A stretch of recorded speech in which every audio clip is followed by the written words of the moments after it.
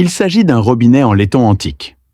Lorsqu'il est ouvert, une vis pousse le clapet d'arrêt vers le haut, élargissant progressivement l'espace et permettant à l'eau de s'écouler. Lorsqu'il est fermé, la vis pousse le clapet d'arrêt vers le bas, comprimant le siège et coupant ainsi l'écoulement. Comment cela fonctionne-t-il avec de l'eau chaude et de l'eau froide? Ce robinet est beaucoup plus complexe.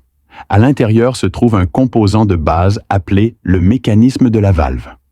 Il comporte une tige poussoire en haut et 3 trous circulaires en bas. Tourner la poignée vers la gauche ou la droite permet de régler la taille des trous. Une tige carrée est fixée à la poignée, permettant de contrôler le mécanisme de la valve par rotation. Les 3 trous en dessous sont reliés aux conduites d'eau chaude et d'eau froide, respectivement à gauche et à droite. Et le 3e trou dirige l'eau vers la sortie du robinet. Lorsqu'il est fermé, les 2 arrivées d'eau sont bloquées. En soulevant la poignée, la tige poussoire actionne le mécanisme de la valve, ouvrant les 2 arrivées simultanément.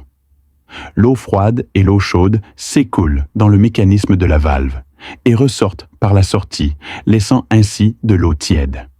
La taille des trous d'eau chaude et d'eau froide se règle en tournant la poignée vers la droite ou la gauche. En le tournant vers la gauche, vous ouvrez l'eau chaude et coupez l'eau froide, produisant ainsi de l'eau chaude. En le tournant vers la droite, vous ouvrez l'eau froide, coupez l'eau chaude et laissez couler l'eau froide. Bien sûr, ce n'est pas absolu. Cela dépend de la façon dont les tuyaux d'eau chaude et d'eau froide sont connectés à gauche et à droite. C'est tout. Pour plus d'actualités et de mises à jour technologiques, restez connectés et n'oubliez pas de vous abonner à notre chaîne Explore. À bientôt. Prenez soin de vous.